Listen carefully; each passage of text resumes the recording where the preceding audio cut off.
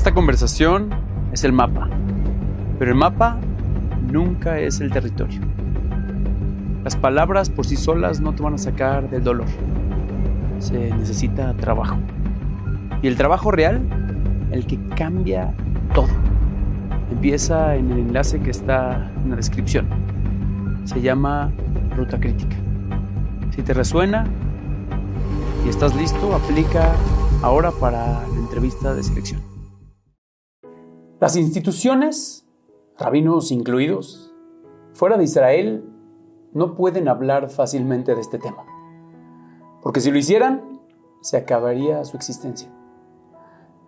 Porque si realmente nos dijeran la verdad, tendríamos que admitir que hace siglos dejamos de perseguir el ideal de la Torá y empezamos a administrar el exilio.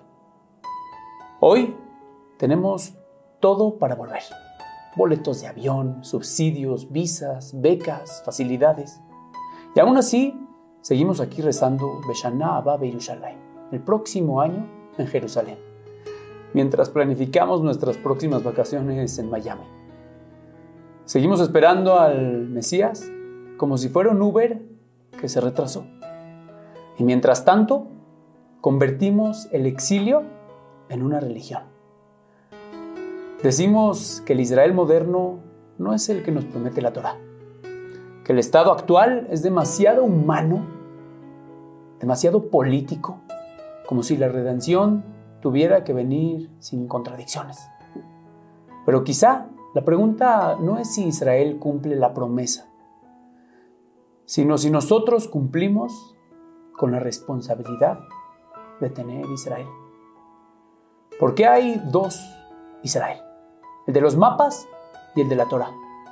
Uno se defiende con tanques y el otro se sostiene con promesas. Y entre ambos estamos nosotros, judíos cómodamente exiliados, justificando nuestra distancia con citas del Rambam o del noticiero. Hoy quiero hablar con alguien que no le teme a esa tensión, que conoce los textos, pero también el polvo de la tierra, que no habla de Israel desde el mito, sino desde la contradicción, desde el dilema. Aharón David, maestro, amigo, judío orgullosamente converso, un investigador de eternidad, un hombre que no vino a repetir ideas, sino a recordarnos que la fe no se demuestra rezando, sino caminando. Bienvenido, Aarón David. Gracias por el foro. Gracias a ti, es un placer. Más para mí. Querido Aarón, quería preguntarte sobre estas contradicciones. Vemos que desde tiempos de Ezra, en el segundo Bet HaMikdash, Koresh permite al pueblo judío regresar a la tierra. Pero nos cuenta el Talmud que solamente 42,000 judíos regresan a habitarla. ¿Estar en Israel es una mitzvah? ¿Es un mandamiento? ¿O es un ideal? Pues es todo eso. O sea, realmente, por un lado, podríamos empezar a hablar acerca del tema de la mitzvah, la parte más técnica de todo este tema, donde hay gente que dice, bueno, hay mahloket y... Hay discusión. Hay discusión si realmente es una mitzvah o no es una mitzvah, si tenemos la obligación de subir a Eretz Israel. Y realmente mucha gente, es algo que se me hace sorprendente porque mucha gente va a decir, bueno, ya después de investigar el tema, vi que es una mitzvah kiyumi, que significa una mitzvah que si estás allá, cumples una mitzvah, pero no tienes la obligación de ascender y de ir a Eretz Israel.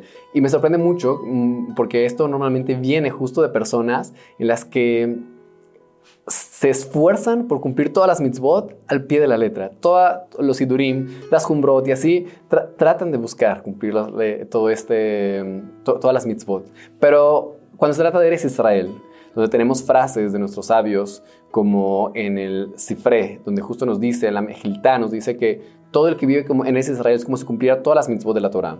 Y tenemos muchas fuentes muy fuertes que traen de la importancia de vivir en Israel. Cuando se trata de esto, dicen como que, ok, es una mitzvah kiyumi, o sea, si estoy allá bien, si no estoy allá bien. Kiyumi es opcional. Es como, correcto, de si estoy allá, cumplo la mitzvah. Si no estoy allá, no tengo obligación de ir y subir a la tierra de Israel a vivir allá. Y esto es desconectar, vivir en la tierra de Israel justo de la misión del pueblo de Israel.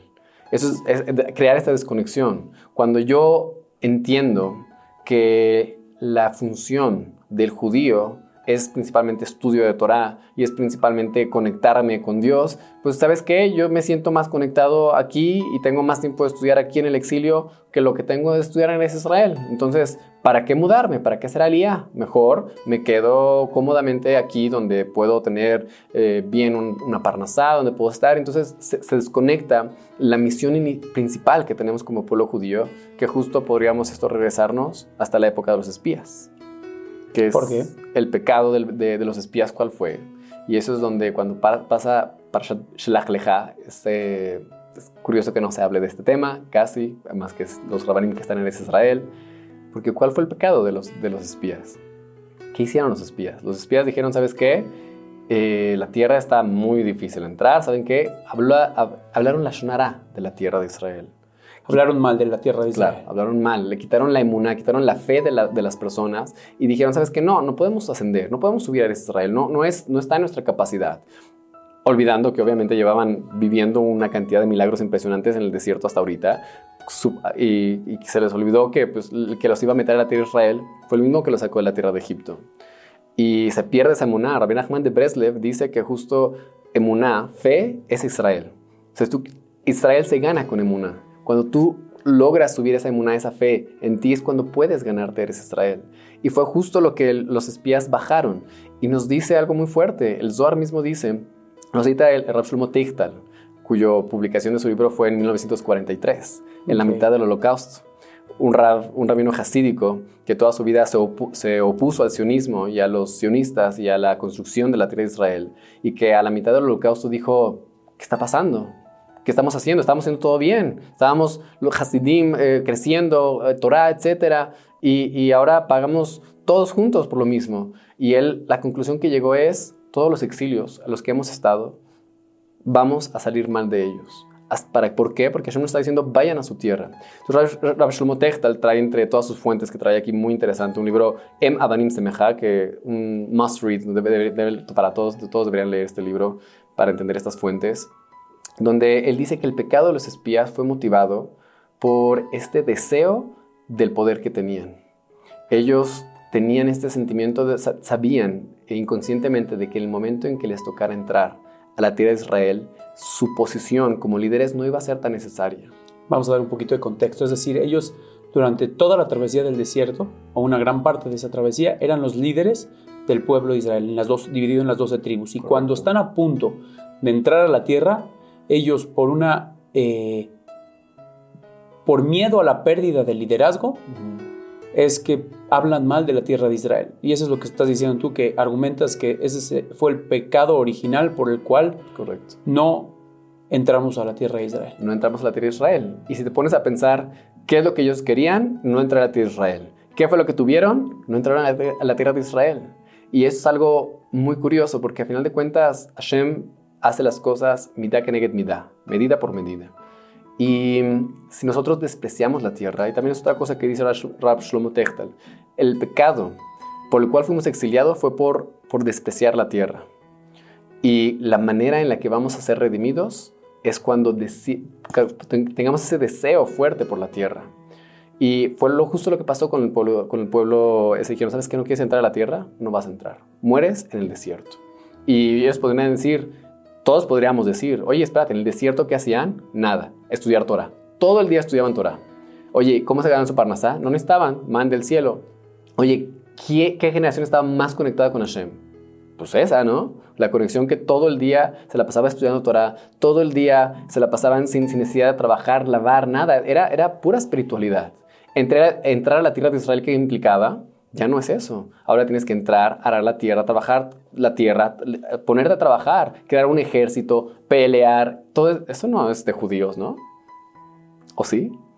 Y eso justo es la desconexión que existe entre el judaísmo y el Tanaj. Aunque podemos después irnos para allá, pero para terminar este punto, el pecado de los espías justo fue decir, hacer sus propias cuentas. Hacer sus propias cuentas de decir, ¿sabes qué?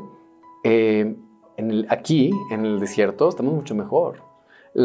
Aquí podemos estudiar todo el día. ¿Para qué vamos a entrar allá? Vamos a perder el tiempo, vamos a hacer cosas que no. Olvidando cuál es la misión de ese pueblo. Y la misión de ese pueblo la escuchamos antes de los Aseret Adibrot, de los 10 mandamientos, correcto. Hashem le dice a Moshe, en Parshat Yitro, le dice, Be'atem tiyuli mamlechet kohanim begoy kadosh. Y ustedes serán para mí una mamlajá. ¿Qué significa mamlajá? Ahorita vamos a explicar. Una nación de kohanim, de sacerdotes, de ministros, vamos a traducirlo, y una nación santa, un pueblo santo. ¿Qué es una mamlajá? Mamlajá viene de la palabra melech. En otras palabras, un reinado, una nación, un ente político. La Torá nos está ordenando a tener nuestra entidad política que sea el ejemplo para todas las demás naciones. Esa es la visión a largo plazo. Y todo lo demás que te estoy ordenando, dice Hashem, es para que cumplas esta misión. Ese es como el mission statement del pueblo judío es Ba'atem tiyuli mamlechet kohanim begoy kadosh. Ustedes serán una nación de ministros. ¿Qué es un ministro? ¿Qué es un kohen? El que da el ejemplo y el que sirve a Hashem por todos los demás. Y nosotros tenemos que ser los kohanim de todas las naciones. Y las naciones tendrían que preguntarse, oye, ¿cómo tenemos que llevar nuestras naciones? ¿Cómo tendremos que nuestra política, todo lo financiero, etcétera? ¿Y qué tendrían que hacer? Vamos a ver los judíos que están haciendo. Y eso es lo que están haciendo. Entonces, bueno, por ahí tenemos que ir. Esa es la misión del pueblo de Israel. Los espías perdieron completamente cuál fue la misión. ¿Para qué? Para dejarlo por lado, por lo de ahorita, por la Torá, ¿no? Por la espiritualidad, por su liderazgo. Porque también eso estaba, dice el Zohar, que eso estaba internamente voy a perder mi liderazgo si entramos a la tierra de Israel. Gran parte de lo que financia hoy a las instituciones es la gente que vive o que vivimos en los países fuera de Israel. Y por lo tanto, si dijeran los líderes, váyanse de aquí a cumplir la mitzvah de la Torah, pues se quedarían sin fondo y por lo tanto estarían infligiendo pecado en la misma medida que lo hicieron los espías. Y que te voy a ser honesto, no siento que haya una conciencia realmente de esto en muchos de los rabbanim. Siento que es más un tema inconsciente. O sea, ellos creen que realmente están haciendo, porque muchas veces eso es lo que sus mismos rabbanim les han enseñado. O sea, como que no han... han sido 2000 años de exilio. Han sido 2000 años de exilio. O sea, tenemos que saber, y tenemos, o sea, una nación que tiene 80 años, entonces también hay un tema, o sea, lo platicaba apenas con el rabbi Jonathan el Nekabe, que el tema principal por el que no nos movemos generalmente está inconscientemente ¿cómo se dice? Generado por el miedo. O sea, el miedo es el que nos impide, inconsciente o conscientemente, cualquiera de las dos. ¿Pero por qué miedo? Pues yo no quiero llegar a una nación que tal vez vuelva a caer en guerra, si ya es de nosotros o no es de nosotros.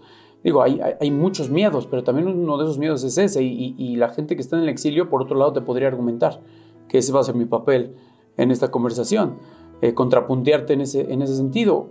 O sea, es una nación nueva, que yo no tengo la suficiente certeza para saber que realmente ahí puedo ejercer mi judaísmo o mi espiritualidad o mi conexión con Dios. Y por lo tanto, aquí tengo todas las garantías, por lo menos por ahorita.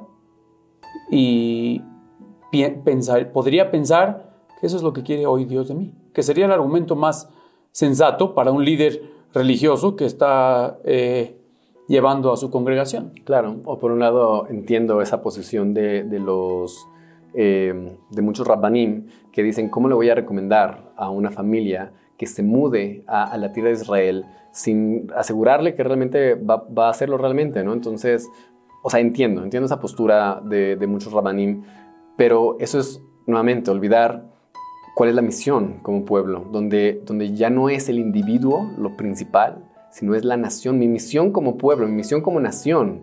Y es que el exilio, no hay nación. En el exilio lo mejor que hay son comunidades. Y se nos olvida esta parte, por ejemplo, incluso un error común que existe entre los líderes del mismo Estado de Israel, es asumir que Pikuach Nefesh, que el peligro de vida va por encima de todo. Entonces, es decir, si hay peligro de vida... Voy a explicar. Por ejemplo, ¿sabes que hay que entregar tierra? Hay que entregar parte de nuestra tierra. ¿Por qué? Porque eso va a evitar que haya peligro, que haya muertes. Claro. Entonces, como va a haber muertes, estos Pikuach Nefesh, el peligro de vida va por encima de todo. Eso no aplica para una nación. Una nación tiene un ejército. Un ejército tiene bajas cuando hay guerras, y más cuando es una guerra. Existe el concepto en la Torah de Milchemet Mitzvah, de una guerra que es un precepto, como por ejemplo el de conquistar la tierra de Israel. Entonces, tenemos una mitzvah de conquistar la tierra de Israel. ¿Cómo lo vamos a hacer? Con un ejército, ¿no? Y ahí puede haber bajas, así pasan los ejércitos, ¿no? Aunque hay rabbanim que luego enseñan como que no hay bajas, pero eso es no leer el Tanaj, ¿no? En el Tanaj mismo está escrito como David Amelech, que fue el rey más grande de todos los reyes. En su ejército hubo bajas. Él mandó a Uriah, a Hití, a la línea del frente porque sabía que iba a fallecer, ¿no? Junto con otros soldados, como está claro en el Tanaj. El punto es como que, ¿por qué está esa mentalidad? Esa mentalidad es una mentalidad normal en el Galut. En el Galut, en el exilio. En el exilio no tienes una nación, tienes una comunidad, y lo que tratas de hacer es proteger la comunidad lo más que puedas. Y no tienes estos...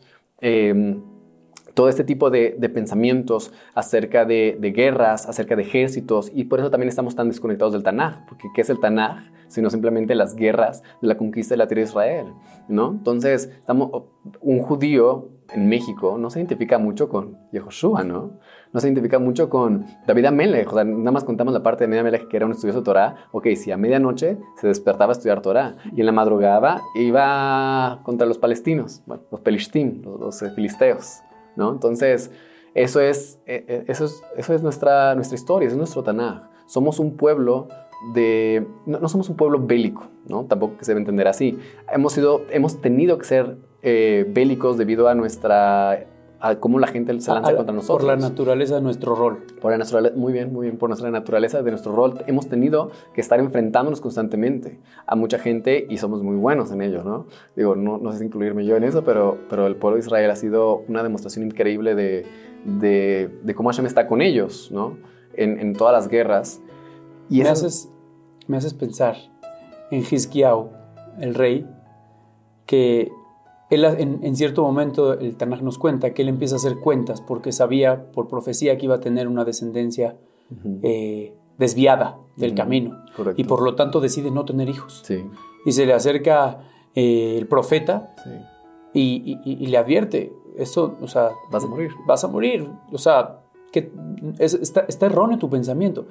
Parece una historia bonita, pero si nos damos cuenta cuál es el trasfondo de lo que le está diciendo el sacerdote, es: tú no hagas cuentas de las consecuencias de tus actos. Tú haz lo que tienes que hacer cuando lo tienes que hacer. 100%. Es decir, bajo esta línea de pensamiento que estás planteando es: hoy existe Israel, y por lo tanto no hagas cuentas. Sí. Que por un lado a mí me suena un poco a fanatismo. Me agarra tus cosas, empaca y vete para allá. Pero por otro lado me deja en una incomodidad también, y separación de lo que yo digo hoy que es mi pueblo. 100%. Entonces, ¿cómo podemos equilibrar?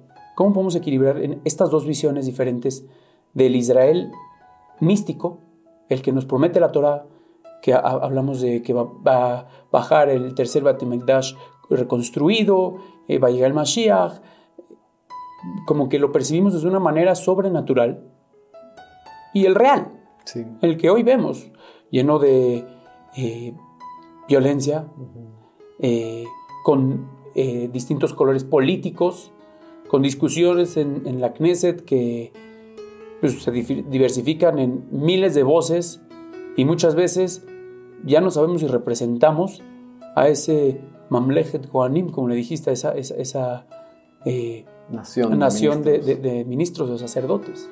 Hay veces... 100%, te entiendo la pregunta y por un lado no está muy lejano a lo que ha sido nuestra historia. O sea, eso es un punto que a lo mejor hay que poner primero, donde la gente dice, no, ¿cómo vamos a ir a Israel si Israel está tan mal, lleno de cosas que no son lo que la Torah quiere, ¿no?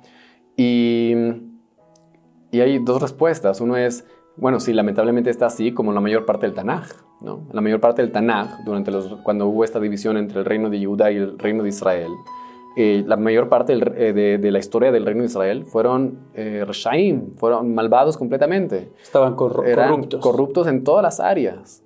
Y es lo que los profetas gritaban y vamos a regresar al camino correcto, tanto en las áreas sociales como en las áreas de lo que tenía que ver con las áreas sociales, como lo que tenía que ver con la religión. O sea, estaban por otro lado completamente. Y esa fue nuestra historia durante la mayoría del Tanaj. Y obviamente que no es el ideal. El ideal siempre ha sido regresar, pero por lo menos teníamos algo. No se considera que estamos en exilio. Teníamos algo donde podríamos construir para algo mejor. Y por otro lado, ¿quién lo va a construir? ¿Quiénes fueron los que empezaron a construir? Pues los que no eran religiosos. Y yo puedo entender mucho esta visión mística ¿Te refieres al Estado de Israel moderno? Correcto, el Estado de Israel moderno. ¿Quiénes fueron los que construyeron el Estado de Israel moderno? Sí, gente que no solamente la que llamamos secular. Correcto. Que empezó a habitar los kibutzim. Que no solamente no les gustaba la religión, o sea, literalmente eran antirreligiosos, eran comunistas, y eso no es parte de nuestra historia que no hay que esconderla. Y hay que aceptar que el sionismo fue fundamentado en la no religión. O sea, ellos... la visión de los primeros sionistas era antirreligiosa. Y eso es algo que hay que también marcarlo como desde un punto de vista donde, desde esta perspectiva, decir que soy un sionista religioso, hay una contradicción en términos. Claro que para la mayoría de la gente que se considera sionista religiosa no piensa en esta parte. Y en ese aspecto yo me considero sionista. En la parte de la otra parte no me considero sionista. De acuerdo, que Theodor Herzl, creo que, o sea, su mayor... drive, otra vez esta palabra que se me está olvidando, su mayor drive para ejercer todo su idealismo fue porque él no podía ejercer su abogacía en el país donde estaba, y por lo tanto dijo, no, pues entonces tenemos que hacer algo. O sea, yo necesito, o sea, si por judío no me están dejando ejercer lo que yo quiero ejercer, pues entonces necesito un estado donde yo pueda ejercer. Correcto. Y de ahí nace este pensamiento. Entonces, tal vez no es un tema religioso, pero sí identitario, o sea, de identidad. Es Correcto. decir, se identifican con un pueblo, 100%. No necesariamente a través de la religión, pero es ahí donde donde se conjugan estos dos. Parece que son contradictorios, pero no, el religioso y el secular, ambos se consideran a sí mismos como parte de un pueblo. Y sí, en este caso eso es algo que se podría dar para otra ocasión, el concepto de la nueva identidad que el sionismo quiso fundamentar y que hasta cierto punto nos está causando mucho daño. En la identidad judía, carente de cualquier otra cosa, está causando mucho daño a nuestros soldados, por ejemplo, hoy en día. Eso puede ser algo para otro tema, pero regresando a la pregunta inicial, puedo entender por un lado esta visión que tenían los judíos, muchos de los rabbanim incluso, de esta visión mística de que el Mashiach va a venir a salvarnos de una manera mágica y el Bet HaMikdash va a caer del cielo, etc. ¿Por qué? Yo digo, ponte a pensar, imagínate que estás, Haz Shalom, una persona que está ahí en medio del holocausto, en Auschwitz. Imagínate que les hubieras dicho, ¿sabes qué? En 5 años va a haber un estado judío. Impensable. Imposible. ¿De qué me estás? O sea, es una burla, ¿no? Nunca te hubieras imaginado. Claro. Era tan lejana era la idea de formar un estado judío que es normal pensar que es como ahorita el tema y hoy seguimos teniendo ese mismo problema, porque decir, vamos a tener un Sanedrín, no místico, sino que nos vamos a poner de acuerdo todos los judíos para crear un Sanedrín. Hoy en día, ¿qué pensaría? Yo por lo menos diría... El Sanedrín serían los 70 sabios que pueden establecer halajot o leyes hoy. Sí, la ley máxima. La ley máxima. Hoy la corte máxima. Tenemos 2000 años sin un Sanedrín. Correcto. Y lo que implicaría, un Sanedrín implicaría que que ya no existe y que estos y que aquellos y los Sefardim, Ashkenazim, Hasidim, Yemen, no, eso implicaría, ¿sabes qué? Una sola ley para todo el pueblo, ¿no? Claro. Y quién va a ser el líder y quiénes van a ser la... O sea, es una... O sea, hoy en día se ve imposible que haya un Sanedrín, ¿no? Imposible. Pero justo es lo mismo. Nosotros tenemos nuestra visión de lo que puede pasar, posible y no es posible, pero Hashem tiene otra visión de lo que es posible e imposible, ¿no? Y por otro lado, puede ser que la razón por la que Hashem utilizó a la mayoría de estas personas que no eran religiosas para fundamentar el Estado de Israel era justo porque los religiosos no estaban listos para ese papel. Imagínate, aunque no todos, porque los primeros asentamientos judíos en Eretz Israel fueron asentamientos de Hasidim. Fueron Hasidim que llegaron y que empezaron a comprar las tierras de los árabes por muy baratos porque eran pantanos y empezaron a crear los primeros asentamientos en Hebrón. Y realmente es algo pero la mayoría del pueblo judío no estaba listo para eso, no estaba listo para crear un ejército, para ir a la guerra, para pelear, para pelear por nuestra tierra. Y cuánta sangre no se derramó en ese proceso de crear un Estado judío. Y el religioso no estaba listo para eso. El religioso estaba siendo maltratado en los Yishubim en Europa. Los pogroms llegaban y ellos bajaban la cabeza y se escondían para evitar. Y fueron estos los primeros sionistas que dijeron, ¿este es el judío? Es lo que dice Rab Meir Kahane, ¿no? En Jabotinsky, ¿no? Que él empezó y dijo, ¿este es el judío? ¿Dónde está el Hadar? Estos son el orgullo de nuestro pueblo. ¿A poco estos son los descendientes de los macabeos? ¿No? Entonces, era esta dualidad lo que provocó este rompimiento entre, ¿sabes qué? No podemos seguir permitiendo esto, hasta aquí el exilio, y empezaron a ascender a la tierra de Israel este movimiento sionista, no religioso, antirreligioso, y por el otro lado este movimiento religioso se quedó atrás. Rab Shlomo Teitza lo dice, ¿qué vamos nosotros después a querer exigir en nuestro estado si los únicos que trabajaron la tierra, los únicos que trabajaron por él, fueron los no religiosos? ¿Qué podemos pedir? Aquí lo dice, en 1943, cuando está diciendo, ¿sabes qué? Si queremos nosotros que este Estado, que está empezando ya a las bases de este Estado en 1943, si queremos tener algo que decir al respecto, ¿qué crees? Tenemos que ponernos las pilas, tenemos que ir, tenemos que trabajar conjunto con ellos, tenemos que amar a nuestro compañero y desde ese amor vamos a poder influenciarlo, como Rav Kook. Rav Kook era el ejemplo de esto perfecto. El primer rabino oficial de Israel. Y él justo tenía esta capacidad de ir con lo que no son religiosos y hacerse sentir como que es parte de ellos. Yo creo que ese es el mensaje, tal vez ese es el mensaje divino. Finalmente Dios utiliza sus soldados para hacer que su voluntad se exprese, y su voluntad fue esa, que a través del secular se cree también el Estado de Israel, y yo creo que esa es una parte importante, intrínseca del Estado hoy como reconocemos a Israel, para que no vayan a negar a aquel religioso que ellos también son parte. Correcto. Me encanta, suena esperanzador la idea también del Sanedrín, que eventualmente así como nunca imaginamos tener en nuestras manos 5 años después un estado, que podamos tener un Sanedrín pronto. Amén. Para establecer una sola ley a todo el pueblo de Israel.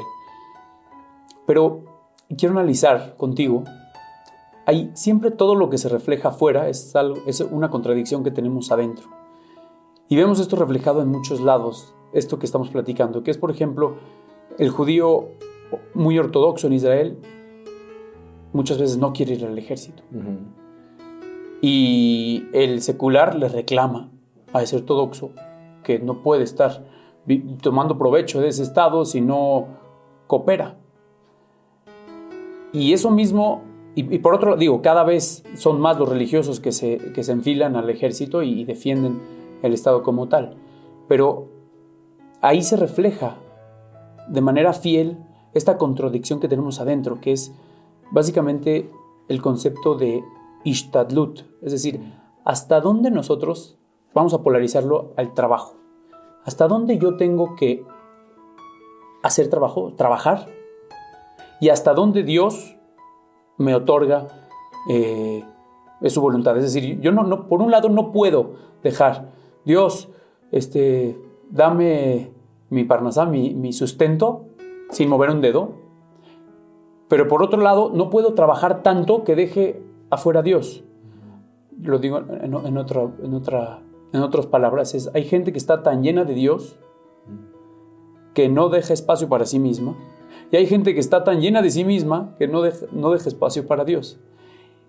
¿Dónde está el Ishtadlut? Es decir, el Ishtadlut parecería que es esta persona, este judío ortodoxo que está en el ejército. Es decir, está cumpliendo tanto con la parte espiritual como con la parte práctica, y no se escapa de ninguna de las dos. Realmente, por un lado, el Ishtadlut puede ser muy variado, como todas las personas que estamos viendo hoy en día, increíbles, que están llegando a las diferentes partes de Judá y Shomrón y agarrando territorio y diciendo, esta es mi tierra y no me mueves de aquí, ¿no? Esos héroes sin capa, esos héroes sin memoria, sin placas, sin reconocimientos. Y el tema del ejército es un tema un poco... más bien es muy polifacético, porque por un lado tenemos el aspecto donde es obvio que la Torah pide que hagamos un ejército. ¿Quiénes iban al ejército de David Amelech? O en la Torah, ¿quiénes iban al ejército? Los principales del pueblo, los principales sabios del pueblo.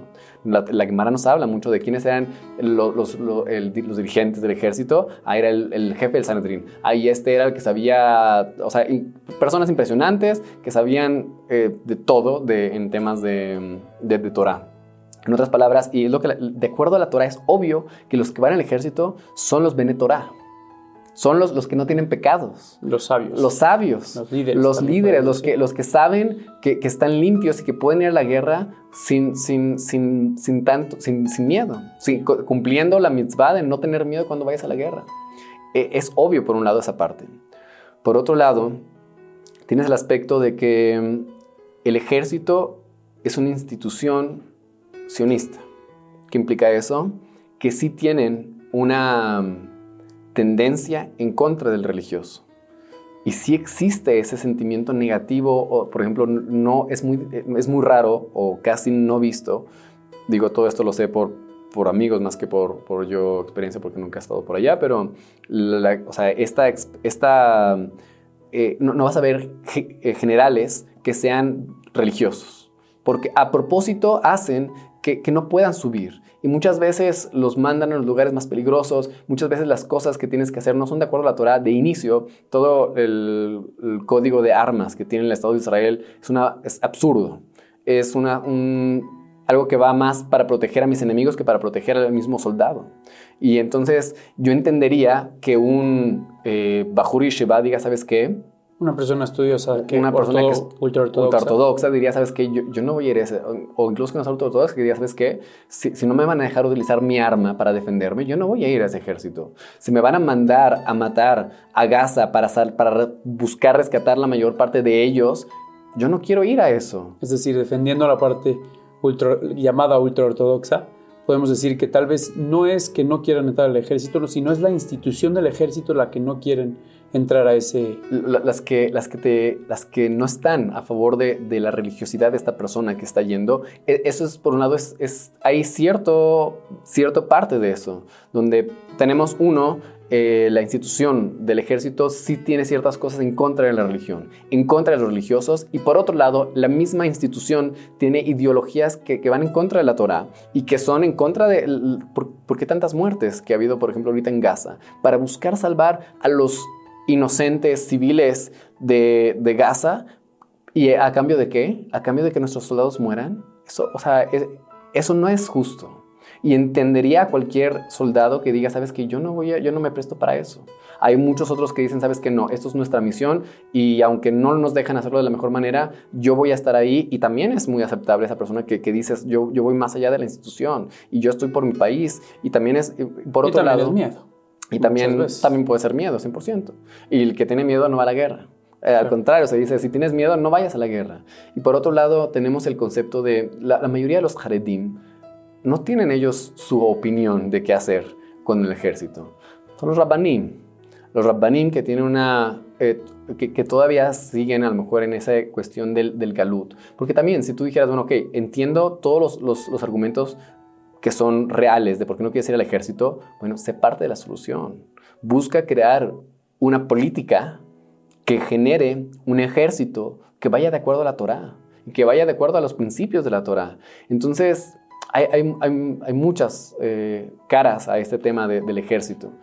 Y por lo tanto, una de las respuestas que más me gustó fue de este Rav Leiser Brody, que él dice que tiene 2 hijos. Tiene 2 hijos, uno que está en el ejército y uno que está en la yeshiva. Que dijo, estudiando. Yo no quiero ir al ejército, yo quiero quedarme estudiando. El otro dijo, ¿de qué me hablas? Yo tengo que estar ahí, ¿no? Y cada uno tuvo un llamado a su diferente posición. Y él le dijo, está bien, cada uno va a hacer lo que quiere, pero con la condición de que lo hagan al máximo. Así le dijo al que estudiaba Torah, le dijo, así como tu hermano está desvelándose y está esforzándose día y noche al frente de la batalla, tú lo mismo tienes que hacer en tu estudio. Y si me dices que eso va a ser así, pues increíble, ¿no? Sí, porque las dos son importantes. 100% que la Torah nos protege, 100% que existe ese concepto de que los estudiosos de Torah no tenían que pagar impuestos de seguridad porque ellos no eran los culpables de los problemas de seguridad, por lo menos en la época. Hoy en día se ha vuelto el estudio de la Torah como un negocio más. Y muchos de ellos, muchos lo hacen bien, muchos no lo hacen bien. Muchos están ahí para calentar la banca. Yo conozco el sistema, por lo menos aquí en México, de mucha gente que no quiere irse a trabajar al centro, entonces prefiere estar sentado en el colel. Por miedo de salir a la guerra. Por miedo de salir a la guerra aquí. Entonces, y hay otras facetas, ¿no? Por ejemplo, también en Israel, una persona secular que quiere, o digamos lo secular, que quiere, que se exenta por diferentes estudios en estudios universitarios y todo. Claro, becarios. Claro, entonces, porque aquí sí y acá no. O sea, hay muchas facetas, sí. De acuerdo. Que, centrándonos otra vez, regresando a nosotros que estamos fuera de Eretz Israel, hablando de Eretz Israel, ¿cómo muchas veces podemos argumentar, y de hecho el Arizal habla sobre rescatar chispas, es decir, las personas que estamos en Galut venimos a rescatar las chispitas de luz que se quedaron esparcidas en la tierra después del exilio. Y seguimos en ese proceso. Y es una maravillosa solución para estar tranquilos aquí y planear nuestras próximas vacaciones a Miami. Uh-huh. Estoy rescatando las chispas. Sí. No tengo obligación de estar allá, que sería la segunda postura que tú planteaste, que es opcional. Es decir, yo sí tengo una misión acá. Uh-huh. ¿Qué opinas sobre esta opinión? Por un lado, puedo comprender que haya personas que digan, ¿sabes qué? Mis padres están muy grandes, no puedo mudarme, ellos no se pueden mudar. Mis hijos, o sea, ahí ya es, no, por tus hijos vete para allá, ¿no? Los hijos yo no diría es una razón, al contrario, yo diría, oye, ¿tú quieres lo mejor para tus hijos? Vete a un país primermundista como Israel, donde está lo mejor en tecnología, en educación, en salud, o sea, no quieres lo mejor para tus hijos, al contrario, esa se me hace ya más realmente una excusa, ¿no? Por otro lado, ya está el apego a la familia, y aquí son cosas que son el componente humano de toda esta discusión, que no hay mucho que discutir en esos aspectos, ya es cada quien. Humanos, claro. Por otro lado, está el aspecto de decir, poder identificarnos con nuestro pueblo, con nuestra nación, y ahí es donde se quitan todas las excusas. Ahora, volviendo al punto que tú preguntabas de las chispas divinas, hubo un momento en la historia del pueblo judío que ir a Eretz Israel era imposible. No es el primer intento de establecer un estado judío en la tierra de Israel. Ha habido muchos intentos previos, rabbanim grandes. O sea, tenemos el ejemplo de Rabbi Berav, el rabino de Rabbi Yosef Karo y Rabbi Moshe Cordovero. Okay. Estamos hablando de que Sefat, ellos estaban ya en Eretz Israel después de ser expulsados de España de una manera poco agradable e intentaron reinstaurar la semijá, lo cual es un ejemplo. La semijá es esta transmisión de rabinato, digamos, que para instaurar un Sanedrín necesitas que todos los sabios que forman parte de este tribunal rabínico, el Sanedrín, que es el tribunal rabínico superior de Israel, donde todo se dictamina de ahí. Entonces, para ser parte del Sanedrín necesitas que todos tengan semijá. Era la licencia que le daba la institución para ser rabino. Correcto. Hoy no existe eso. Hoy existe una... Existe otro sistema, pero no es el sistema original. Correcto, así es. Correcto. Entonces hay un Rambam que dice que me parece a mí, dice el Rambam en Hot Sanedrin, en la Mishnah, en su comentario de la Mishnah, dice, me parece a mí que si todos los sabios en Eretz Israel se ponen de acuerdo y deciden instituir algunos más sabios de ellos y pueden reinstaurar la semijá. Basado en ese Rambam. Es decir, si se vuelve a establecer un Sanedrín, pueden, por lo tanto, expedir licencias oficiales. Digamos más bien, tenemos que empezar con esto, porque la semijá era desde Moshe Rabbenu, a Josué, era la transmisión desde ajá, Moshe hasta la época del Talmud, donde se cortó. Donde el emperador en ese momento mandó matar a todos los sabios, los últimos sabios que tenían semijá. En ese momento se pierde la semijá. Entonces ya no había institución. Ya no había que establezca quién es rabino y quién no. Correcto. Entonces nos quedamos huérfanos. El Rambam trae una solución. Bueno, vamos así todos los sabios de Israel se ponen de acuerdo y ellos deciden instituir uno de ellos que es el más grande. Así de esa manera puede continuar la semijá y reinstaurar un Sanedrín. En otras palabras, el Rambam está buscando soluciones. Había problemas y él buscaba soluciones. Hoy en día es al revés. Hoy en día hay soluciones y buscamos problemas, como el Tejelet, ¿no? Oye, hay Tejelet, no, pero yo creo que no, entonces hoy en día buscamos problemas a las soluciones. Antes no, el Rambam es una persona que buscaba soluciones a los problemas. Y entonces él quería todo este tipo de cosas de que hubiera un Sanedrín. Y Rab Yosef Karo y su Rab, el Rab de Rab, también eran de esos... De esos rabbanim que buscaban soluciones. Decían, oye, aquí tenemos esta oportunidad de hacer un Sanedrín, vamos a hacerlo. Déjame dibujar una situación actual que no sucedió hace muchos años, pero que dibuja muy bien lo que acabas de decir. Rab Adin Steinsaltz, él intentó establecer un Sanedrín y intentó que le dieran semijal, le dieran visto bueno esos 72 sabios, y muchos no se negaron, pero no aprobaron. Y eso me deja pensando una cosa importante, que es, habiendo tantos sabios, porque hoy tenemos muchos sabios, debe de haber alguna razón por la cual no quieran que se establezca ese Sanedrín. ¿No lo crees? Eso es lo que siempre venimos persiguiendo, ¿no? Debe haber una buena razón pero más que una buena razón, es un miedo. Esto es lo que estoy acostumbrado. Este es y digo, no lo digo yo lo aprendo de mis rabbanim, como David Bar Haim, etcétera. Son rabbanim muy grandes. Digo, de mi parte sería un ego muy grande, porque al final de cuentas yo no estoy como al nivel para poder criticarlo. Pero yo estoy repitiendo estas ideas que creo que son importantes que se digan. Y digo, habiendo hecho esa aclaración, mi Rab David Bar Haim trae un ejemplo y dice, imagínate que tienes un círculo de ladrillos.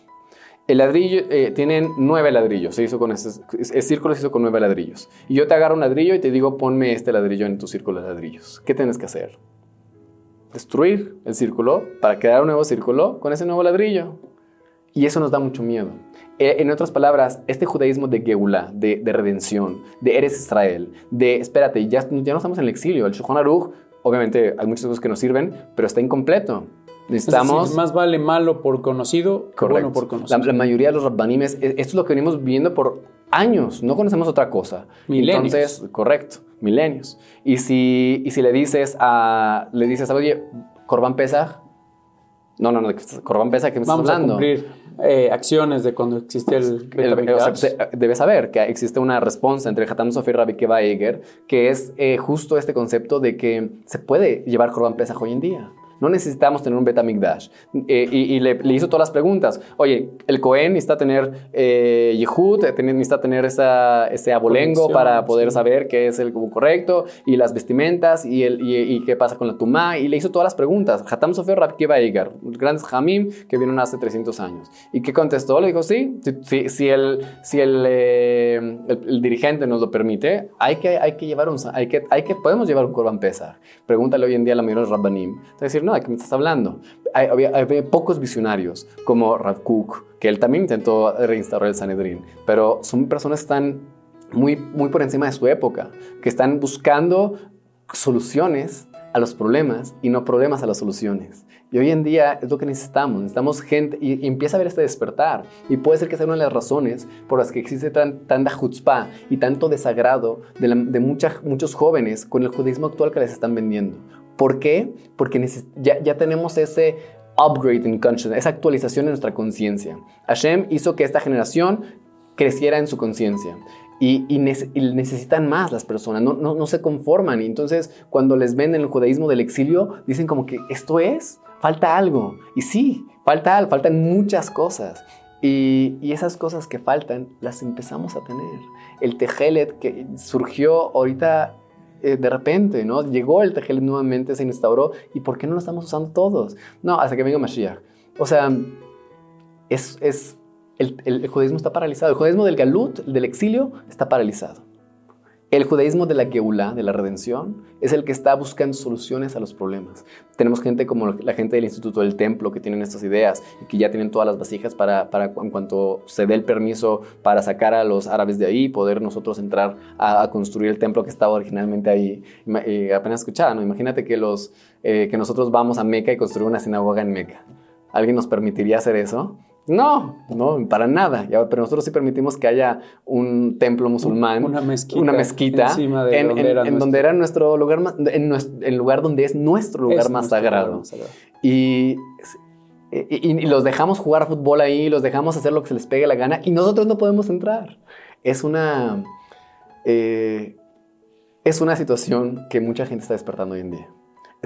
Cada vez hay más despertar, cada vez hay más judíos que, a pesar de que hay muchos rabanim que dicen no, está prohibido entrar al monte del templo, cada vez hay más judíos, grandes rabanim subiendo al monte del templo con mucho orgullo y estamos poco a poco subiendo en esa conciencia. La pregunta es si vamos a ser parte de esa conciencia colectiva que ya se está formando o nos vamos a quedar en el exilio como los judíos en el segundo Bet HaMikdash, que nadie conoce los nombres de esos rabinos que se quedaron ahí.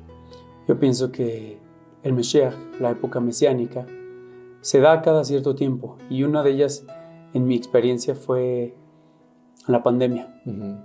La pandemia, hubo gente que se paralizó y hubo gente que hizo sus más grandes accomplishments, sus más grandes logros a través de la pandemia.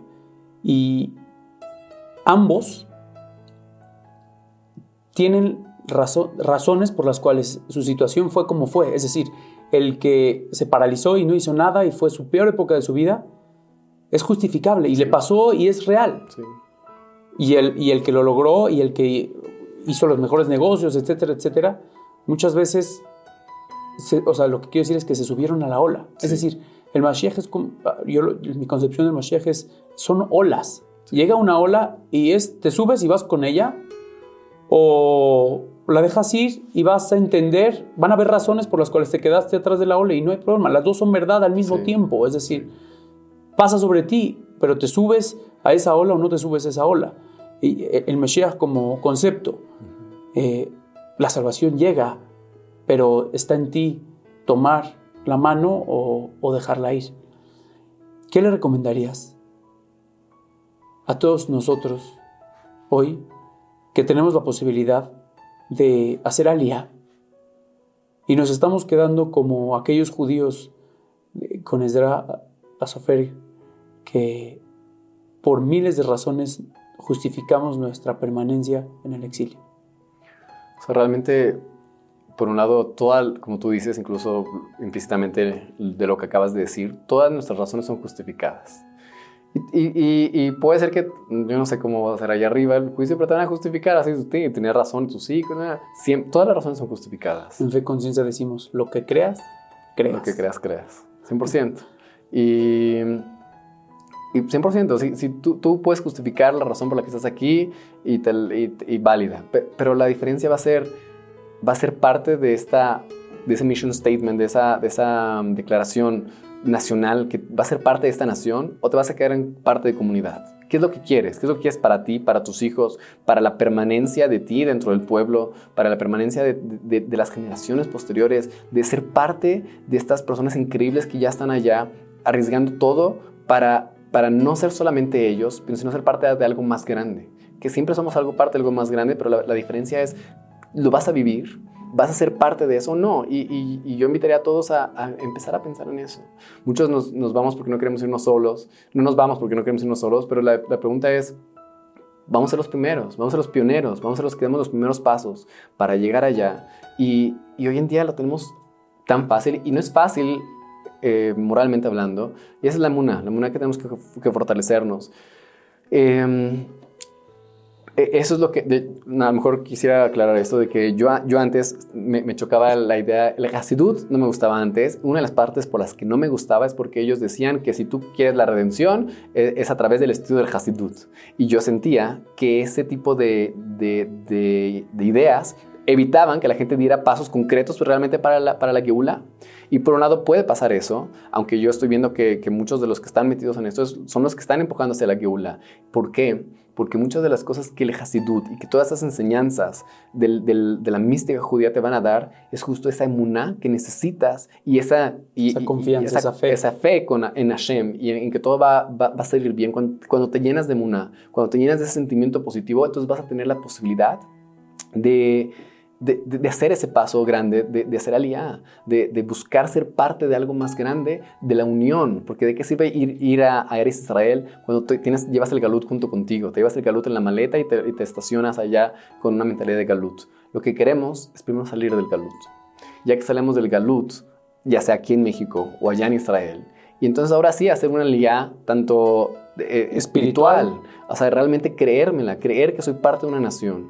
Y eso me va a implicar amar a todos los Yudim, que es parte, idea central del Hasidut, el amor hacia todos, y entender que tanto esta persona que no es observante, como esta persona que es observante pero que es completamente de estilo mío, el Haredí, el que no quiere el ejército, todos ellos son parte de expresión del mismo pueblo y son necesarias en nuestro pueblo. Y cuando entiendas ese amor, ahora ya vas a poder llevar ese paso de querer hacer Geulá, porque en México son familias, son comunidades. Pero cuando tú te entiendas que todo Am Israel es tu familia, es tu comunidad, no te vas a sentir solo, no te vas a sentir en ese exilio. Entonces yo diría, ¿qué pasos puedes empezar ahorita? Incrementa tu emuná.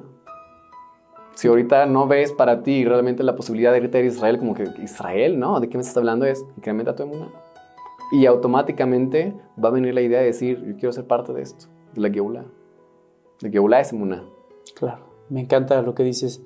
Existen dos tipos de exilio, el que vive en Israel y está en exilio, sí, y los que vivimos acá y estamos en un exilio físico también tal vez. Sí. Entonces hay que conjuntar la mente y el corazón, es decir, no nada más es moverse físicamente, sino también espiritualmente. No cabe duda que todo está, el motor principal por el cual permanecemos aquí es el miedo, y la raíz del miedo es la falta de emuná. Como dijimos con Hizkiyahu, que quería controlar todas las variables que iban a tener sus actos y todas las consecuencias que iba a provocar, y sabiendo él que iban a ser malas, el profeta le dice, no, otra vez, no tengas miedo. No, tú no controlas las consecuencias de lo que debes hacer. Correcto. Y por lo tanto, sí pienso, no me eximo de la responsabilidad de eventualmente, por lo menos, empezar a pensar en poner un pie allá. No es fácil, hay muchos miedos, pero me encanta el consejo de reforzar nuestra emuná. Yo creo que ahí está la clave de todo, y entender que las instituciones están cumpliendo su papel, sí, que es proteger a la institución, sí, y está bien. Sin embargo, nuestra misión como pueblo y el mandamiento es llegar allá, física y mentalmente. Y más que el mandamiento es nuestra misión. O sea, no podemos conseguir nada de los preceptos de la Torá estando aquí. O sea, para cumplir nuestra misión real de ser Mamlechet Kohanim Goy Kadosh, no es aquí. Es allá. Y no son comunidades allá, es una nación allá. Es con un líder que representa al pueblo, que con un Sanedrín, con un Bet HaMikdash. Todo eso es la fuente de la verajá que estamos perdiendo muchísimo el día de hoy por no tener todo eso y ni siquiera sabemos lo que estamos perdiendo. Es impresionante, como dice Rav Meir Kahane, somos un pueblo que a cualquier país que llega lo hace rico, pero no podemos ser nuestro propio país rico, ¿no? Entonces, ¿y por qué se debe todo eso? Porque la fuente de la verajá, ¿en dónde está? Justo está en ese emuná, en todo esto que hay detrás de los rituales aparentemente vacíos del Bet HaMikdash, de todos los corbanos, los sacrificios, etcétera, cosas que se ven una locura, pero que ahí está, la fuente de la verajá, la fuente de la bendición para todo el mundo y la fuente de la emuná también. Y esta emuná a la que tenemos que llegar es una emuná que muchas veces la fe se entiende como algo que no es racional. Pero más que no es racional, es suprarracional, creo que sería el término, va más allá de la razón. Cuando la razón ya no alcanza, ahí es donde tiene que llegar esa emuná. Y ese es Eretz Israel. Eretz Israel siempre es así. Y es lo que nuestros dirigentes todavía no han entendido. De decir como que no te preocupes por las naciones. Tú haz lo que tienes que hacer. Tú haz, como tú estás diciendo ahorita bien de Hizkiyahu, es como que no veas, oye, es que si hago esto se me van a echar las naciones de encima. ¿Cuándo no se te echan encima las naciones? No hagas cálculos. No hagas cálculos. Tú tienes que hacer lo que tú tienes que hacer de acuerdo a la Torá y cuando lo hagas, las naciones te van a respetar. Como ya lo hemos visto, ya nos han respetado las naciones cuando hacemos lo que tenemos que hacer. Y ese es nuestro problema, que no nos la creemos. Aaron, me hiciste acordar de un chiste que están varios líderes presumiendo de la cantidad de adeptos que tiene. Yo soy el presidente de este país con tantos millones de habitantes, y presumiendo el uno con el otro. Luego llega el de India, tantos miles de millones, el de China, miles de millones. Y llega el de Israel, no, yo soy el más picudo de acá. ¿Por qué? Porque yo soy el líder de 6 millones de líderes, es decir, todos en Israel son como presidentes. 100%. Por eso tal vez es que no logramos congeniar, todos queremos nuestra opinión. Es una 100%. Nación de líderes, entonces. Y eso es lo importante, somos una nación de líderes, como tú lo dices, eso es, y ahí es donde siempre va a ser así, donde está tu reto más grande, es donde está tu oportunidad más grande, ¿no? Claro. Y entonces justo eso es donde tenemos que trabajarlo y creérnoslo, y es muy divertido que en un lugar de líderes no tengamos líderes fuertes, reales, ¿no? Y es lo que tenemos que nosotros empezar a exportar gente, ¿no? Nosotros ahorita que estamos en México, tratar de exportar gente que alguno de ellos pueda llegar a ser el líder, el siguiente líder que no tenga el miedo de decir a Estados Unidos, ¿sabes qué? No me importa, no lo quiero, yo voy a hacer lo que yo como un país soberano se me antoja hacer, y si me apoyas, qué bueno, y si no me apoyas, no me importa. O sea, tener la capacidad de decir eso a Estados Unidos y decir, ¿pero qué vamos a hacer con el apoyo? Decir, no necesitamos el apoyo. No hagas cuentas. Tú haz lo que tienes que hacer. Deja que ellos hagan lo que tienen que hacer. Decía Kissinger, creo que escuché su frase decir, pobres de los enemigos de Estados Unidos, pero peor aún los amigos de Estados Unidos. Y la verdad es que sí, estamos en ese punto donde estamos atados de manos de lo que y no tendríamos que ser así. Tenemos mucho potencial. Las mentes más brillantes del mundo están en Israel o esparcidas fuera de Israel con la posibilidad de ir a Israel. Y tenemos que llevarlas allá. Tenemos que crear. Imagínate lo que puede ser un estado judío con todos los judíos, con toda su autenticidad, con toda su brillantez en un solo lugar. Creo que eso fue lo que soñó Theodor Herzl y muchos de nuestros hajamim, todas nuestras tefilot siempre estuvieron dirigidas hacia allá y fue lo que soñaron y hoy lo vemos. 100%. Nada más tenemos que subirnos a la ola para ser parte de ello. Eso no quiere decir que seamos ingratos con las naciones que nos recibieron, como este país hermoso México y todas las naciones que hoy nos acogen y nos protegen y nos dan la posibilidad de ser Yehudim en el Galut, en el exilio.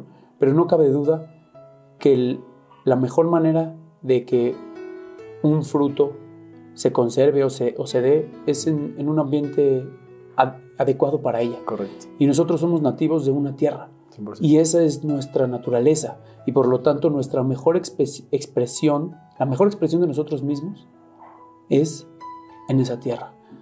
Aarón, para acabar con esta entrevista, quiero hacerte 10 preguntas rápidas. Lo primero que se te venga a la mente, contesta.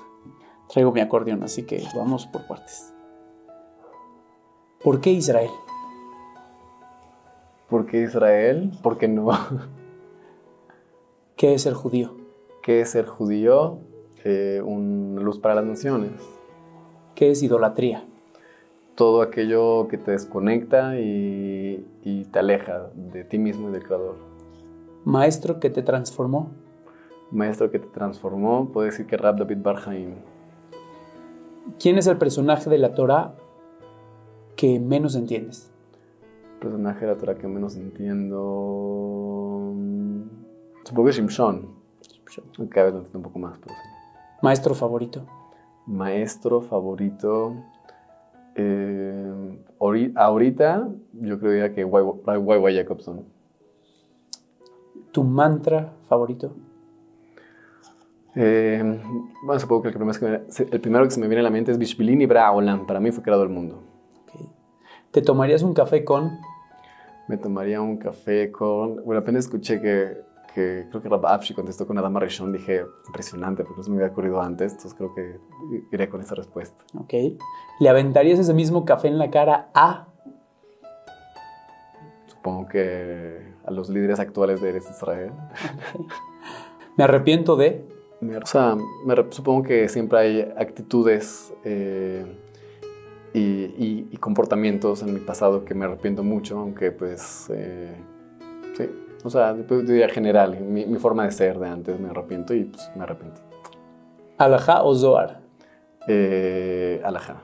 Es que justo elegiste el libro equivocado, pero sí. ¿Hasidim o Mitnagdim? Los dos. Los dos. Un poquito de los dos. Aarón, David, muchas gracias. Gracias a ti, por el foro. Al contrario, gracias por las enseñanzas, gracias por... Sé que tu sueño es llegar a esa tierra donde emana leche y miel. Cada vez más cerca. Bezrat Hashem, que logremos hacerlo juntos. Amén. Eventualmente que nos dirija Dios hacia su voluntad. Amén. Gracias. Mucho gusto.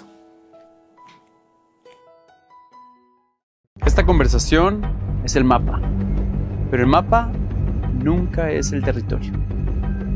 Las palabras por sí solas no te van a sacar del dolor. Se necesita trabajo. Y el trabajo real, el que cambia todo, empieza en el enlace que está en la descripción. Se llama Ruta Crítica. Si te resuena y estás listo, aplica ahora para la entrevista de selección.